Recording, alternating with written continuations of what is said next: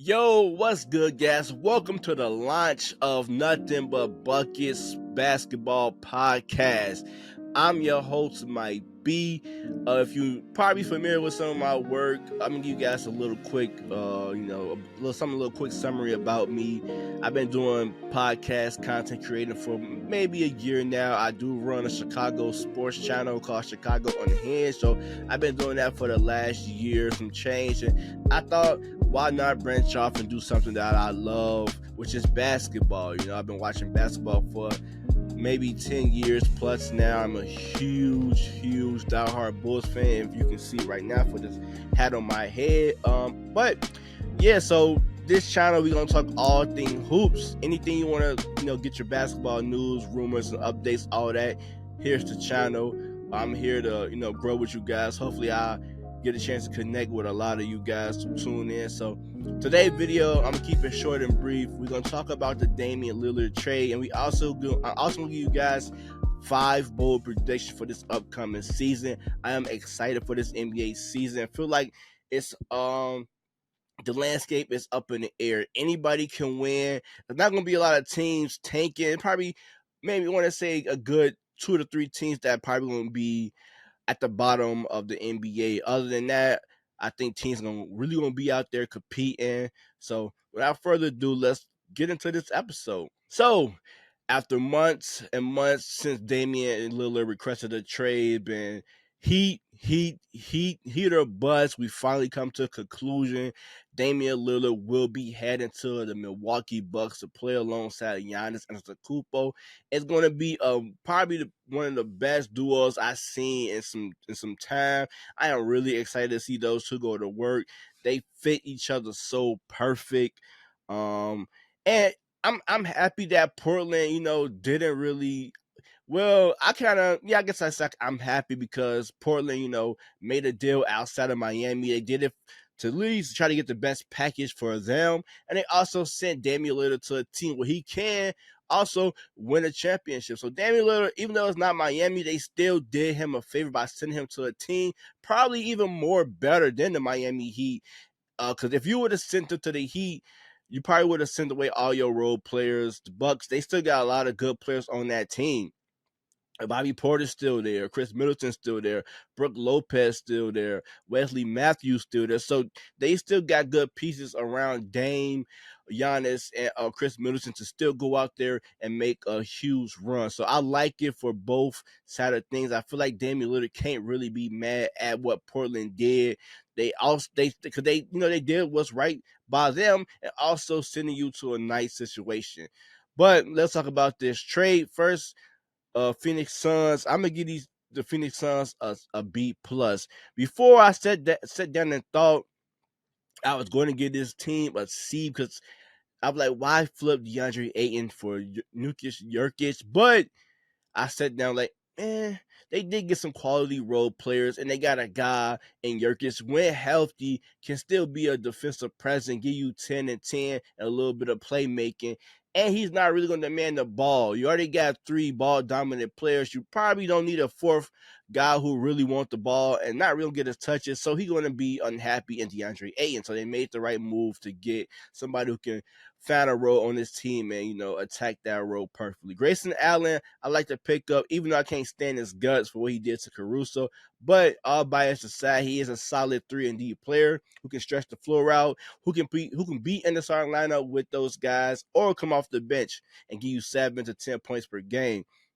Nasir Little and Keon Johnson, 2 young players who they could probably develop to be two-way wings in today's league. Really haven't had a fair shake since coming into the league. So I like the young players they got in those two, plus Grayson Allen, who I think fit this toughness that Frank Vogel trying to make in Phoenix. So I bumped their grade up to a B because I like what they got. Just sitting down thinking and doing some of my homework and stuff. So let's go over to the Portland Trailblazers. I give the Portland Trailblazers an A because they did right by themselves and also did right by their superstar player in Damian Lillard, acquiring a future All-Star possibly in DeAndre Ayton, who can be the man in the middle, who can probably get the touches and see what he can really become.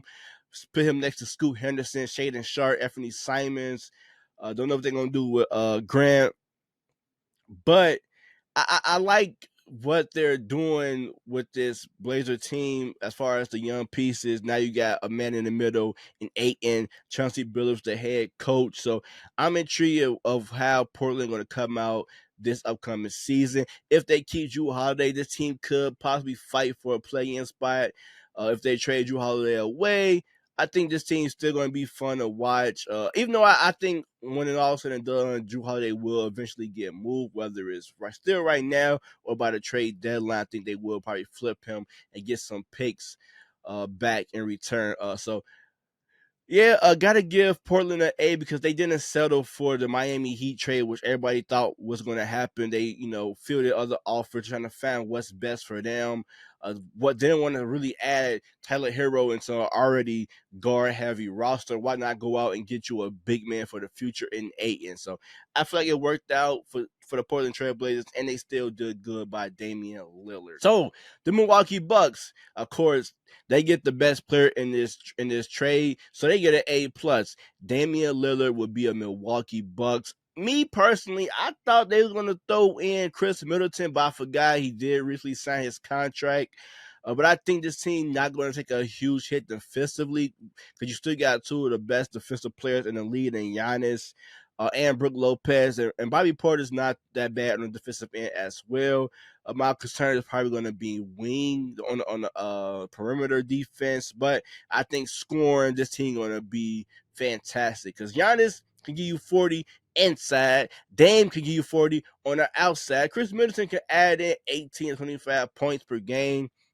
The bench still good, so man, yeah, this Bucks team going to be dangerous this upcoming season. I can't wait to see what this deal can really do. I think they're going to win a champion, at least get one champion together, whether it's this year or next year. I just think this dynamic is just so good. Um, you don't really have to run either guy down like playing 40 plus minutes. They can, still can sit back, take their foot off the gas, let Chris Middleton do him, let Bobby Portis get some, Brook Lopez and those guys. So I think this trade worked well for both parties. The Bucks got to give them credit because they let Giannis know that we here for you.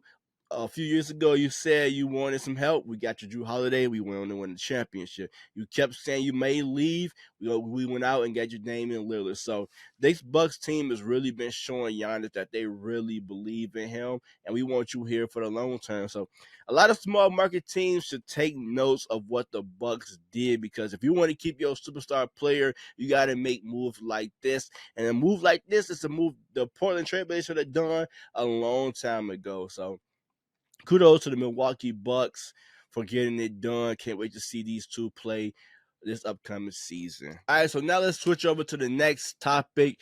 I'm going to give you guys 5 bold predictions for this upcoming season. So without further ado, let's get into number 5. Number 5, Kawhi, PG, Zion, or Anthony Davis. Between one of those guys will play at least 60 to 70 games this upcoming season. I don't know who, but I'm saying between those 4 guys, one of those guys will break the mold and play 60 to 70 games. And if I had to make a bet, I'm going to say Anthony Davis. And I think he's going to be flirting around Defensive Player of the Year. So, as we all know, Adam Silver added this new load management rule that guys can't sit out together.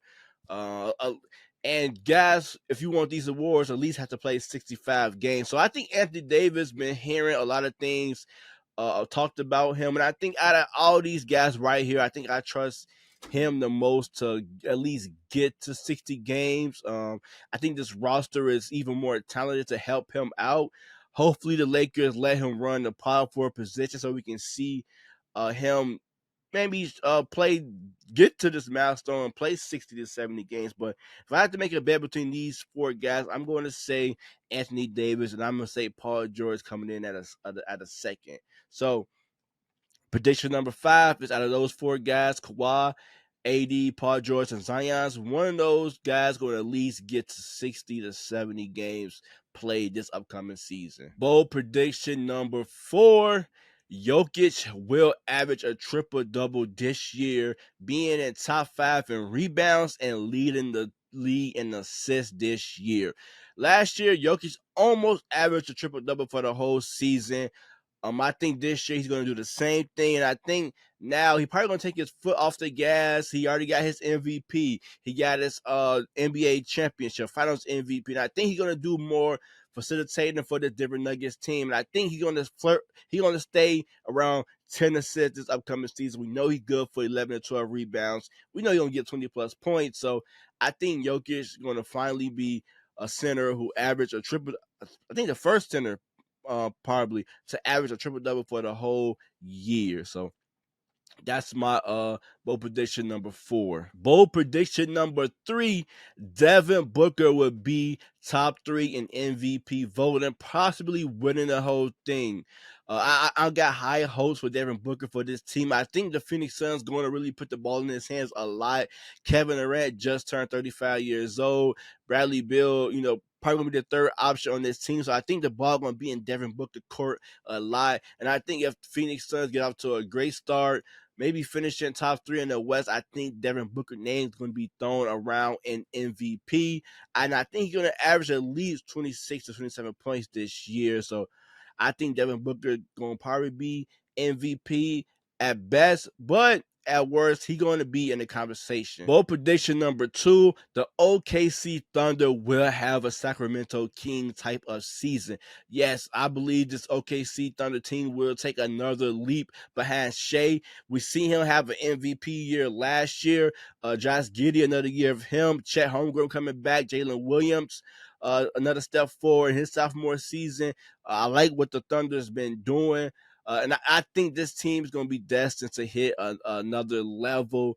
Maybe at best top 5. I mean, at worst top 5, at best top 3, similar to what the Kings done last year. And I hope and pray we get a first round matchup. Maybe it's that 4th and 5th seed, OKC versus the Kings, 2 young teams going at it in the first round. I think that series is going to be amazing. Hopefully we get that. I can't wait to see those 2 teams match up this upcoming season. And last but not least, my final bold prediction is one superstar will get traded at the trade deadline. That superstar will be Karl Anthony Towns. I think this this Timberwolves team will have a slow start, and I think about time trade deadline roll around, they're going to have to make a choice. Do we want to keep trying to rebuild this team or just go full retool, should I say, around Anthony Edwards, keep Gobert at the 5 and see what we can get from Karl Anthony Towns? Because I think every year Anthony Edwards have been showing he's the best player on this team, making Karl expendable. So I think this year may be the last time we see Karl in the Minnesota Timberwolves jersey, because I just think this Twin Tower is not going to work. It's just not. You got 2 teams, 2 guys who really do their work inside the paint. Yeah, Karl Anthony Towns can stretch the floor, but he more so get his bread and butter inside the paint. So I think if this Timberwolves teams have a slow start, Karl Anthony Towns could be on the trade block by the trade deadline, possibly getting shipped away. So those are my 5 bold predictions. Let me know what you guys' thoughts and opinion of it. And thank you for tuning in to the first official episode of Nothing But Buckets. Can't wait to see you guys throughout this whole NBA season. Can't wait to watch the NBA season. Like always, stay safe. Have a blessed day. Peace out, guys.